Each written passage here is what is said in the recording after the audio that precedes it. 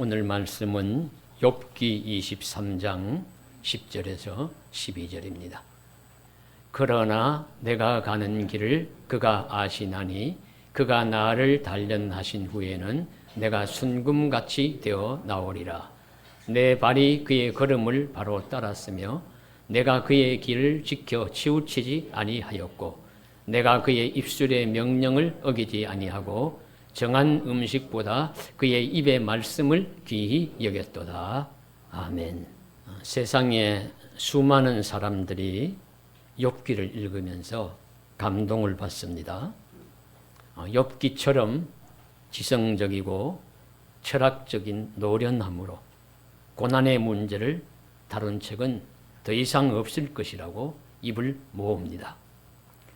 욥이 당한 고난의 내용을 오늘 다시 반복하지 않더라도 사람이 당할 수 없는 비현실적인 것과 같은 무한한 고난 상황에서 고통을 받는 욥을 보며 세상의 부조리를 보기도 합니다. 욥을 보면서 사람이 죄 없이 고난을 당할 수 있다는 사실도 바라보게 되고 욥의 친구나 당시 세상 사람들이 욥을 조롱하는 것을 보면서 사람은 자기보다 더 의로운 사람을 조롱할 수도 있다 하는 것도 알게 됩니다. 그리고 궁극적으로 고난, 고통의 문제를 사람은 누구도 제대로 알 수 없다는 것도 자각합니다. 책을 읽던 중에 한 유명한 문학평론가가 욥기를 간략하게 해설해 놓은 것을 보았어요. 그래서 신앙인인지 아닌지는 모릅니다. 그래서 그가 문학적으로 욥기를 연구했는지 알 수 없지만 그가 그래서 신기해서 좀 유심히 보았더니 하는 말이 무지한 자의 고난에 대해서 욥기처럼 치열한 질문을 하는 책은 더 이상 없다. 예. 욥의 가치는 욥기의 위대한 가치는 무지한 인간이 당하는 고통에 대한 끈질긴 질문이다. 그렇게 이야기를 해요. 그래서 욥기에 보면 많은 질문들이 나옵니다. 예, 어떻게 된 일입니까? 무슨 일입니까? 그러면서 이분이 그 증거를 대는 것이 뭐냐면 시인이 세상에 대해서 제일 질문을 잘하는 자인데 욥기는 시라는 거예요. 욥기 1장, 2장, 42장은 산문이지만 욥기 3장부터 41장까지는 운문, 시입니다. 그러니까 시는 질문하는 내용이라는 거죠. 세상에 대해서 이처럼 치열하게 무지한 자의 고통에 대해서 질문을 잘하는 책은 세상에 더 이상 없다. 그렇게 하는 내용도 보았습니다. 질문으로 가득 찬 욥기를 보면서 우리는 오히려 고난에 대한 해답을 얻기도 합니다. 그리고 또 내가 당하는 고난을 견주어 보면서 위로와 큰 힘을 얻기도 합니다. 그래서 오늘은 욥기의 말씀 중에 한 구절 통해서 욥이 가진 믿음이 어떤 믿음을 가졌느냐, 그 많은 고난 상황을 헤쳐나오는 욥이 그 내면 속에서 어떤 믿음을 가졌기에 그렇게 할 수 있었던가 하는 것을 이 한 구절 속에서 우리 깨닫고자 합니다. 욥기 23장 10절 그러나 나의 가는 길을 그가 아시나니 그가 나를 단련하신 후에는 내가 정금같이 순금같이 되어 나오리라 하는 말씀을 기억하시기를 바랍니다. 오늘 말씀에서 욥의 가진 믿음의 첫째는 하나님이 나를 아신다는 믿음입니다. 하나님이 나를 알고 계신다. 세상이 다 나를 몰라도 세상 사람들이 다 나를 몰라도 하나님은 나를 아신다 하는 믿음이 욥에게는 있습니다. 오늘 읽으신 말씀에 바로 앞 한두 구절만 보아도 욥이 앞으로 가도 하나님 보이지 않고 뒤로 가도 보이지 않고 옆에도 있는 것 저 계시지 않고 없는 것 같고 뭐 좌로 치우쳐도 우로 치우쳐도 모르는 것 같다고 탄식하다가 욥이 마음을 돌려서 그래도 하나님은 살아계시고 하나님은 존재해 계시고 그 하나님은 나를 보고 계시고 나를 알고 계신다는 이 믿음이 확고하게 욥의 마음속에 자리 잡고 있습니다. 하나님은 나를 알고 계시고 하나님은 나를 보고 계신다는 그 믿음이 있습니다. 세상의 믿음이 강한 자는 이 믿음을 가진 자입니다. 하나님이 나를 알고 계신다는 믿음이 있습니다.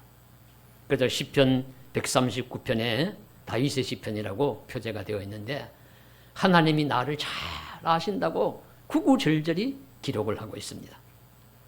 얼마나 잘 고백을 하는가 하면요. 여호와께서 여호와여 주께서 나를 살펴보셨으므로 나를 아시나이다. 주께서 내가 앉고 일었음을 아시고 멀리서도 나의 생각을 밝히 아시오며 나의 모든 길과 내가 눕는 것을 살펴보셨으므로 나의 모든 행위를 익히 아시오니 여호와여 내 혀의 말과 말을 알지 못하고 시는 것이 하나도 없으시니이다. 예, 말하는 것도 아시고 나의 생각도 아시고 앉고 일어서는 것도 아시고 다 아십니다. 그래서 그 시편 139편의 마지막에 가면은 내가 주의 눈을 피해서 어디로 다른 데 갈 데가 없습니다. 예, 바다 끝에 가서도 거기 계신다. 하늘에 올라가도 거기 계시고 음부 세월에 가도 땅속에 내려가도 거기에 계시니 거기서 나를 또 붙드실 것이니 내가 주의 눈을 피하여 어디로 가오리까? 이렇게 고백하고 있습니다. 여러분, 이 시편의 고백처럼 하나님의 눈을 우리가 피할 수 없을 줄 믿으시고 하나님은 나를 보고 나를 알고 계신다는 것을 확실히 믿으시기를 바랍니다. 선지자 예레미야도 하나님께 질문하며 대답합니다. 주께 질문이 하나 있어요. 악한 자의 길이 형통하며 반역한 자가 평안함이 어찌된 일입니까? 예레미야가 생각해 보니까 악한 자들이 형통한 것 같고 반역하는 자들이 잘 되는 것 같습니다. 그런데 그렇게 이야기를 하고 질문을 하지만 마음을 돌려서 그가 하는 말이 예레미야 12장 3절에 여호와여 주께서 나를 아시고 나를 보시며 내 마음이 주를 향하여 어떠함을 감찰하시오니 주는 나를 보시고 나를 알고 계시고 내 마음이 어떠한지도 감찰하고 계십니다. 그래서 이 예레미야는 세상 많은 선지자들이 당시에 거짓 선지자가 되어서 바벨론을 오면 우리가 이길 수 있다고 그저 자기 마음과 사람들이 듣기 좋아하는 말들 하지만 예레미야는 하나님이 나를 보고 나를 알고 계시니까 내게 핍박이 오더라도 내가 고난이 당하더라도 나는 정직하게 신실하게 하나님이 주시는 말씀 진리를 말하겠습니다 하면서 진실한 삶, 진실한 예언 활동을 눈물의 선지자 활동을 계속하는 겁니다. 그런 믿음이 있는 거예요. 세상 사람은 다 몰라줘도 하나님은 날 알고 계신다 하는 믿음으로 살아가는 것입니다. 신약에 오면은 하나님의 아들인 예수님이 또 우리 사람을 잘 아세요. 예수님이 한 중풍병자를 고쳐주셨어요. 고쳐주시면서 하시는 말씀이 소자야 내 죄사함을 받았느니라. 그렇게 말씀을 하니까 듣고 있던 서기관들이 속으로 저자가 무슨 이상한 말 하네. 하나님만이 죄를 사하실 수 있는데 참으로 참남하도다. 신성 모독하는도다 하면서 비난하고 비판하는 마음을 속으로 가집니다. 근데 그 예수님이 그 마음을 아셨대요. 그 생각을 아시고 너희가 왜 그런 생각을 하느냐? 너희가 어찌하여 마음이 악한 생각을 하느냐? 이렇게 책망을 하십니다. 제자들과 함께 살아가면서도 제자들이 무슨 말 하는지 무슨 생각하는지 예수님 다 아세요. 그래서 예수님 우리 공생의 마지막 쯤 되었을 때에 제자들이 우리 무슨 일이 있어도 주는 버리지 않겠습니다. 떠나지 않겠습니다. 그러니까 아니다. 오늘 밤 지나기 전에 너희가 다 나를 버리리라. 베드로 보고는 내가 다 굴기 전에 3번 나를 부인하리라. 아이고 절대로 안 그럽니다. 그럼 두고 보자. 예, 두고 보니까 예수님 말씀 맞았죠. 예, 예수님은 제자들보다 제자들 더 잘 나으시고 베드로보다도 베드로를 더 잘 나으세요. 오늘날 우리들에게도 마찬가지입니다. 우리 자신보다도 예수님은 우리를 더 잘 아십니다. 그런데 문제는 하나님이 이렇게 나를 아신다는 것이 나의 평안과 위로와 새힘, 새소망, 용기 좋은 것의 근원이 됩니까? 아니면은 불안하고 답답하고 두렵습니까? 만일에 죄를 짓고 요리조리 피하고 다니면은 하나님이 나를 아신다는 것이 부담스럽고 두려울 것이에요. 요나처럼 말씀을 어기고 도망을 가면은 배 밑창에 하나님이 보시지 않을 것이라고 알지 못하실 것이라고 배 제일 아래쪽에 내려가서 잠들어 있지만은 그러나 하나님은 그것도 다 알고 계십니다. 제비 뽑으니까 딱 걸리잖아요. 그래서 믿는 자는 하나님이 날 아신다는 것이 큰 힘이요 소망입니다. 세상에 억눌리고 세상에 억울한 일 많이 당하고 세상에 애매한 소리 듣고 세상에 고생 많이 하고 세상에 눈물 많이 흘리고 할 때 세상 사람 다 그 마음 모르잖아요. 형편 다 모릅니다. 저 사람 왜 저러지? 그럴 때 주님은 다 알고 계세요. 나는 너를 알고 있다. 너의 아픔도 알고 너의 눈물도 알고 내 형편과 처지를 세상 사람 다 몰라줘도 나는 너를 안다. 이게 우리 믿는 자의 위로가 되는 것입니다. 세상 사람 몰라주고 핍박받고 고난당하는 사람은 하나님이 보고 계시고 하나님이 알고 계신다는 사실이 위로와 평안의 조건이 됨을 믿으십시오. 그래서 욥이 바로 그런 경우입니다. 욥이 질문도 많이 하고 하나님과 세상 친구들 앞에서 자신이 부당한 고통을 당하고 있다고 하소연도 많이 하지만 그의 마음 중심에 간직하고 있는 믿음은 누가 뭘 해도 하나님은 날 알고 계십니다. 내가 가는 길을 하나님이 아시니 하나님이 그가 아시니 분명히 고백합니다. 그래서 욥기 31장에 가면은 그가 내 길을 살피지 아니하시느냐 내 걸음을 다 세지 아니하시느냐 하나님께서 나를 공평한 저울에 달아보시고 그가 나의 온전함을 아시기를 바라노라 그렇게 말하기도 합니다. 그래서 우리도 이 믿음이 확실하기를 원합니다. 하나님이 날 아신다고 믿으십시오. 세상 사람 다 몰라도 욥의 가장 친한 친구들조차 모르고 와서 딴소리해도 하나님은 욥의 진실된 모습을 아신 것처럼 오늘날도 세상 사람 다 몰라도 하나님은 저와 여러분의 실상을 다 아십니다. 너무 잘 아시고 세밀히 아시고 그래서 그 하나님이 날 아신다는 믿음이 저와 여러분의 인생길에서 참된 위로와 평강과 소망과 아름다운 생명의 확신이 되시기를 주님의 이름으로 간절히 소원합니다. 둘째로 욥은 하나님이 고난을 통해서 나를 단련하신다는 믿음이 있었어요. 욥은 지금 고난 당하고 있는 중입니다. 욥기 23장 같으면 이제 중간밖에 안 돼요.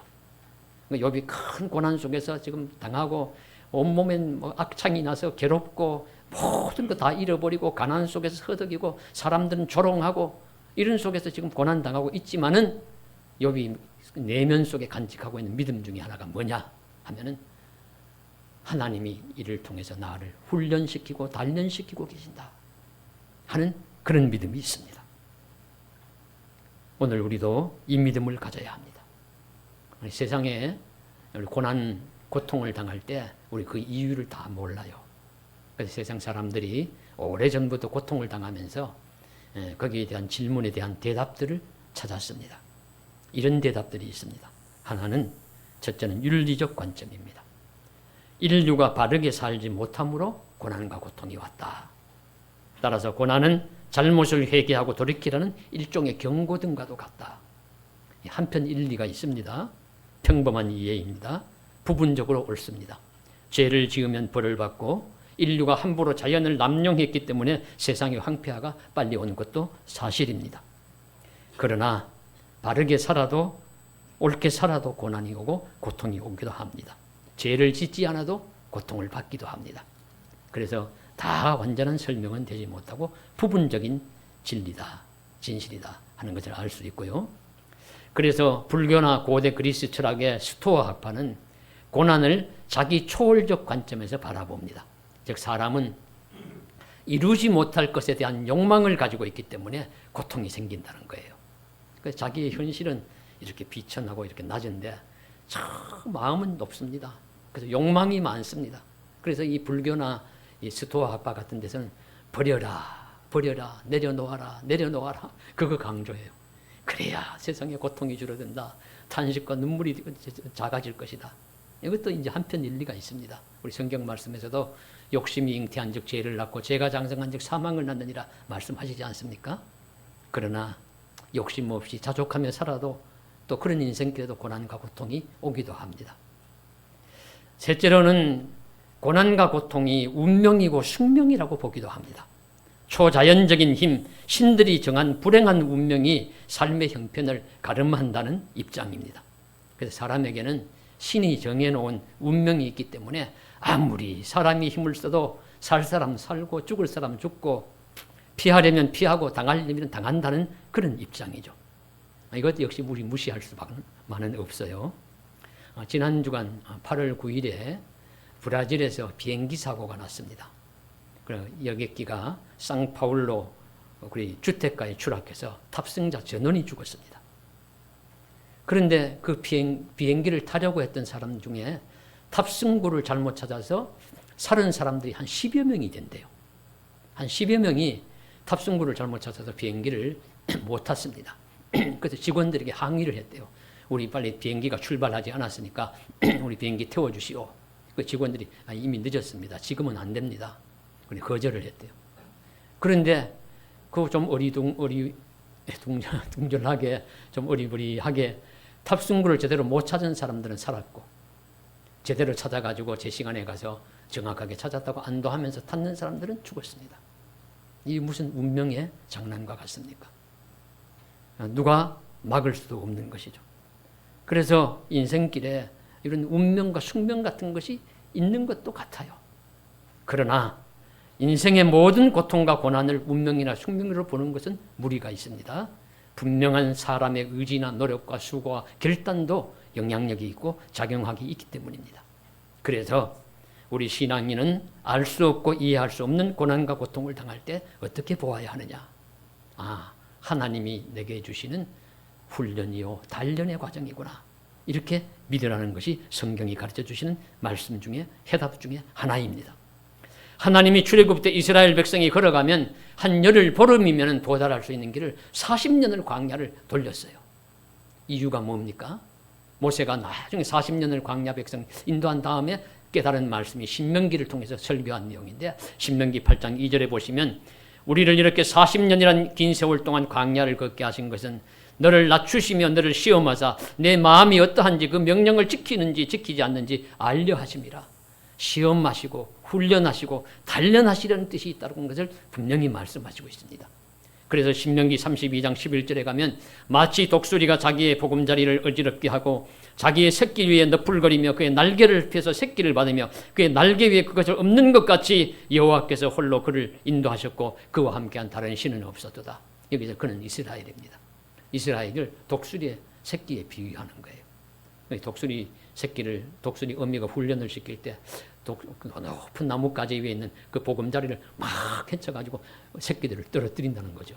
그럼 아이고 날 살려라 하면서 작은 날개를 퍼뜨리면서 땅에 떨어져서 죽는다고 비명을 지르는데 땅에 떨어지기 전에 싹 받아서 올려서 놓고 또 그런 훈련을 반복함으로써 독수리 날개에 힘이 솟게 하고 날개 빨리 나는 법을 배우게 해서 창공의 왕으로 살아가게 한다는 것이죠.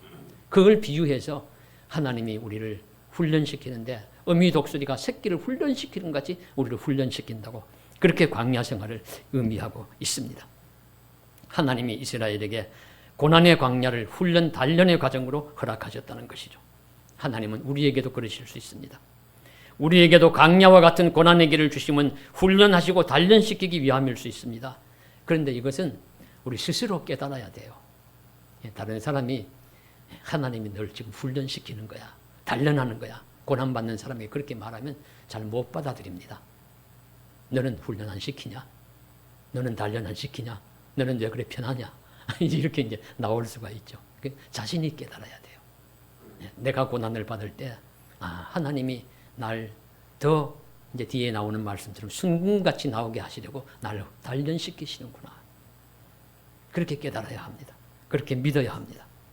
하나님이 내게 고난의 광야, 단련 훈련의 길을 주셨구나. 받아들여야 합니다.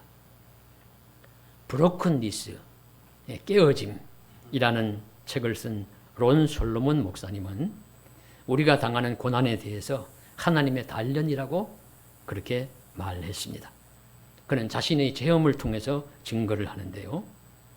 그는 미국 북버지니아주에 교회를 개척했는데 교회가 빨리 잘 되어서 크게 부흥해서 큰 교회 목사님이 되었어요. 그래서 많은 성도님들에게 존경도 받고 아들도 셋이 있어서 셋이 잘 자라고 아내와 함께 그렇게 좀 복되게 살아갑니다. 그런데 딸을 낳았어요. 그 딸이 석 달 만에 갑자기 발작을 시작하기 시작했고 그 후에 수많은 의사들을 만나고 백방으로 약을 써도 고치지를 못했습니다. 수천 번의 발작으로 인해서 뇌가 손상되어서 말하는 능력을 상실하고 이제 홀로 배변도 홀로 할 수 없고 옷 입고 벗는 것도 스스로 할 수 없는 상황에까지 이르렀습니다. 이렇게 십수년을 딸의 고통을 무기력하게 바라보면서 그런 고통을 받았습니다. 하나님 어디 계십니까? 울부짖기도 했고 또 내가 믿음이 부족해서입니까? 내가 어떤 죄를 지었습니까? 질문하기도 했답니다. 얼마나 고통의 세월을 살았을지 우리 이해가 되죠. 그런데 결국 깨닫기는 하나님이 자신을 통해서 자신의 이 고통을 통해서 그 자신의 딸과 같은 자녀를 가진 장애우와 그 가족을 진심으로 위로하고 이해하는 목회자로 쓰시려고 위해서 이런 환난을 주셨다는 것을 깨달았다고 합니다.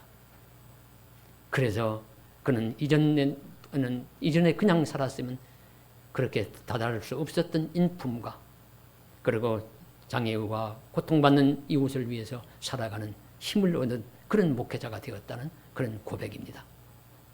딸의 장애라는 고난을 통해서 자신을 단련시키는 하나님을 만난 것이라고 고백을 합니다. 그래서 우리도 때로 생각지 못한 고난과 고통의 시간을 겪을 수 있어요. 고난의 진정한 이유나 그 뜻은 하나님만이 분명히 아시지만 우리에게도 욥처럼 단련하시는 뜻으로 주시는 고난이 있음을 깨닫고 그 고통을 단련의 과정으로 믿는 믿음을 가질 수 있기를 간절히 소원합니다. 우리가 당하는 고난의 광야가 하나님이 주시는 단련, 훈련의 광야가 되기를 주님의 이름으로 간절히 소망합니다. 그리고 셋째로는 결국에는 욥은 순금처럼 나오리라는 믿음이 있습니다. 하나님이 나의 가는 길을 아시고 내가 받는 고난을 훈련이라고 단련이라고 내가 깨닫고 그리고 결국에는 나를 이 단련, 이 고난을 통해서 나를 멸망시키려는 것이 아니라 파괴시키려는 것이 아니라 순금처럼 나오게 승리케 하시려는 뜻이 있다는 사실을 욥은 분명히 믿습니다. 그래서 욥은 견딘 겁니다. 하나님을 믿는 믿음으로 견딘 것입니다. 그래서 결국 욥이 어떻게 됩니까? 욥기 42장 마지막에 가면 다 배가 되는 축복을 받아요. 그 복된 결말을 맞습니다. 모든 것이 회복됩니다. 소유도 이전보다 배가 되고 여러모로 복을 받는 완전한 해피엔딩의 스토리를 맺습니다. 바로 이런 경우를 두고서 이 말씀이 적용이 됩니다. 로마서 8장 28절 하나님을 사랑하는 자 곧 그 뜻대로 부르심을 입은 자들에게는 모든 것이 합력하여 선을 이루느니라. 여기서 모든 것이 합력하다는 말씀에는 고통과 기쁨, 눈물과 환희, 억울함, 탄식과 원망과 질시, 모든 것이 다 들어가 있습니다. 실패도 성공도 들어가 있습니다. 다 들어간 모든 것이 합력하여서 선을 이룬다고 말씀하시고 있듯이 이 욥이 받는 이 모든 고통을 통해서도 하나님 욥을 통해서 승리케 하십니다. 성경의 위대한 인물치고 이 말씀에 해당되지 않는 사람이 누가 있을까요? 노아도 그렇고 요셉도 그렇고 모세도 그렇고 다윗도 그렇고 역사적인 인물, 훌륭한 인물들 링컨이든지 우리나라의 훌륭한 여러분들도 다 이 스토리 들어보면 어렵고 힘든 일들이 단련과 훈련의 과정이었고 잘 믿음으로 견디고 나니까 결국에는 순금처럼 나왔노라고 다 고백을 하시고 있습니다. 그래서 순금처럼 나오리라는 말씀은 물질적, 환경적 풍요만 회복되었다는 것으로는 설명이 부족합니다. 그보다 더 소중한 많은 것들의 회복을 의미합니다. 친구들과의 관계도 이전과는 달리 탄탄하게 회복이 되었습니다. 시련 이전에는요, 욥이 그때도 칭찬받고 존경받았어요. 그리고 욥기 1장 읽어보시면 그렇지만 그때는 욥이 존경받은 이유가 욥이 잘 살기 때문에 욥이 권세가 있기 때문에 그렇게 해서 존경받았지만은 그러나 그런 존경은 욥이 그 사는 것이 무너지고 그렇게 하니까 그거 다 날아가요. 사람들이 공격하잖아요. 친구들도 공격하잖아요. 그러나 이제는 다릅니다. 다른 존경입니다. 이거는 이제는 욥의 믿음이, 욥의 신실함이, 욥의 인품이 참으로 훌륭하기 때문에 그런 것과 관계없이 사람들이 욥을 존경하는 그 신뢰, 탄탄함이 회복이 되었습니다. 욥의 믿음도 차원이 달라집니다. 그래서 욥이 더 강해지고 깊어진 믿음, 활활 타는 용광로에 거쳐 나온 순금처럼 욥의 믿음도 훨씬 더 강하고 깊어졌습니다. 내가 전에 죽게 대하여 귀로 듣기만 하여 싸웠더니 이제 눈으로 주를 배움나이다. 욥기 42장 5절에 고백합니다. 이제 내가 눈으로 주를 보고 확실히 믿습니다. 더 깊이 믿습니다. 분명히 고백합니다. 그리고 놀라운 믿음의 사람이 됩니다. 그래서 이 고난이 우리의 믿음을 깊게 할 수 있어요. 놀라운 말씀을 하나 읽어드리겠는데요. 우리 사도 베드로가 불같은 고난을 당하는 것을 피하거나 이상하게 여기지 말고 오히려 그런 일을 당하는 것을 즐거워하고 기뻐하라. 세상에 이런 말 할 수가 있습니까? 예, 세상에 잘되고 좋은 일 생기면 기뻐하지 힘들고 어렵고 고통스럽고 불같은 시험 당할 때 어떻게 기뻐할 수 있겠어요? 그런데 베드로는 기뻐하라고 합니다. 왜? 이렇게 말씀합니다. 사랑하는 자들아, 너희를 연단하려고 오는 불시험을 이상한 일 당하는 것 같이 이상히 여기지 말고 오히려 너희가 그리스도의 고난에 참여하는 것으로 즐거워하라. 이는 그의 영광을 나타내실 때 너희로 즐거워하고 기뻐하게 하려 함이라. 결국은 주와 함께 즐거움과 기쁨의 자리에 동참하게 하시려고 하기 때문에 시험을 주신 것이니까, 그런 고통과 눈물과 탄식을 주신 것이니까 오히려 그런 일을 당할 때 기뻐하고 즐거워하래요. 이런 믿음까지 가질 수 있는 우리는 큰 믿음 가진 겁니다. 놀라운 믿음 가진 것입니다. 우리 이런 믿음도 가질 수 있기를 주님의 이름으로 간절히 축원합니다. 고난의 목적은 하나님의 승리에 동참하는 것입니다. 욥의 고난의 승리는 하나님의 승리를 의미합니다. 본래 이 시험이 이 욥의 시련 고난이 온 이유가 무엇이냐면은 하나님과 사탄의 대결이지요. 사탄이 하나님이 이제 먼저 사탄에게 욥을 보았느냐? 욥이 참 진실하고 믿음이 좋은 사람이 아니냐? 그러니까 이 사탄이 시비를 걸죠. 아이고 하나님, 욥이 하나님이 축복을 많이 해주셨으니까 자녀들 많아 다자하게 하고 세상에 부자로서 살게 하고 많은 사람들에게 존경받게 하고 그렇게 하니까 하나님 잘 믿지. 그런 거 없으면 하나님 잘 안 믿어요. 하나님 제대로 믿지 않을 거예요. 욥의 믿음은 그런 거에 나온 거예요. 그렇게 이제 비하를 합니다. 그러니까 하나님이 그럼 네 말이 맞냐 내 말이 맞는가 한번 해보자. 그래가지고 이 시련이 시작된 것입니다. 하나님이 욥을 너 마음대로 한번 시험해보되 생명만은 건드리지 말아라. 그래가지고 욥이 다 잃어버린 겁니다. 그러면 이제 욥이 만일에 사탄의 말처럼 되려면 욥이 다 잃어버렸기 때문에 하나님 원망하고 불신앙 가지고 그냥 나도 죽고 다 죽어라 버려라 뭐 막 이러면서 그냥 끝나야 돼요. 그런데 욥은 그러지 않고 마음의 중심에 하나님을 믿는 믿음을 지킵니다. 물론 원망도 하고 탄식도 하고 세상에 이럴 수가 있느냐고 내가 이렇게 이런 일이 일어나면 죄를 저지르지 않았다고 그렇게 하소연도 하지만은 그 마음 중심에 하나님이 나를 보고 계신다. 하나님이 나를 알고 계십니다. 하나님이 나를 단련시키는 과정입니다. 나를 정금같이 나오게 할 것입니다는 이 믿음이 욥의 중심에 있었기 때문에 욥은 승리할 수 있었습니다. 그런데 이 승리는 하나님의 승리를 의미합니다. 하나님과 사탄이 대결해서 하나님이 승리하신 것이죠. 그러면 잘 보십시오. 그러면 이 승리하신 하나님을 믿는 사람은 반드시 승리하게 되어 있습니다. 중간에 어떤 과정이 있더라도 반드시 하나님을 믿으니까 하나님은 패배하실 수 없으니까 하나님이 승리하시니까 그 승리하시는 하나님을 믿는 사람은 반드시 승리하게 되어 있습니다. 그래서 우리는 하나님을 믿어야 합니다. 잘 믿어야 합니다. 그러면 반드시 승리하게 될 수 있을 줄로 믿습니다. 만일 하나님이 패하신다면 패하실 리가 없지만 그렇다면 욥도 순금처럼 나오는 것이 아니라 잿더미가 되고 말 것입니다. 그러나 욥은 순금처럼 나오는 사람이 되었습니다. 그래서 성도의 고난의 목적은 하나님을 영화롭게 한다는 사실을 깨달아야 합니다. 성도는 나의 삶이 하나님과 연관되어 있다는 것을 알아야 합니다. 그렇기에 성도는 어떤 고난과 시련 속에서도 승리할 수 있다는 믿음, 순금처럼 나오리라는 믿음을 가져야 합니다. 하나님은 패배하실 수 없기 때문에 성도도 반드시 승리하실 줄로 믿습니다. 그렇게 이제 하나님을 따라서 걷고 하나님의 명령을 어기지 않고 그 말씀을 귀히 여기면서 하루하루 살아갈 수 있기를 바랍니다. 극한 환난 속에서도 여기 세 가지 믿음을 가졌듯이 오직 하나님은 나를 알고 계십니다. 하나님은 나의 가는 길을 단련시키시기 위해서 고난을 주셨습니다. 이 고난이 끝난 다음에는 내가 순금같이 나오게 될 것입니다. 이런 믿음으로 우리도 살아서 하나님의 승리가 나의 승리가 되는 그런 은혜의 복된 길을 걸어가시는 저와 여러분 되시기를 주님의 이름으로 간절히 소망합니다. 기도드리겠습니다. 사랑하는 하나님 아버지, 욥은 탄식도 많이 하고 질문도 많이 하지만 그 마음속에 이 한 구절 속에서도 세 가지 믿음을 가졌다는 것을 보았습니다. 이 하나님은 나를 보고 계신다는 것, 알고 계신다는 것 분명히 믿었고, 하나님이 내게 고난을 주셨더라도 이것은 패배시키시려고 멸망시키시는 것이 아니라 우리 단련시키시려고 하시는 길이라는 것을, 과정이라는 것을 믿었고, 그리고 결국에는 순금처럼 정금처럼 되어 나오리라는, 승리하게 되리라는 확신을 가졌습니다. 우리도 이런 믿음 가지고 살게 하여 주옵소서. 하나님은 저희를 잘 알고 계시지 않습니까? 우리 당하는 고난이 훈련 연단의 과정이 아닙니까? 순금처럼 결국 하나님이 승리하시니 하나님을 믿는 나도 반드시 승리하게 될 수 있을 줄로 믿습니다. 그 믿음을 가지고 하루하루 살게 하여 주시옵소서. 예수님 이름 받들어 간절히 기도드리옵나이다. 아멘.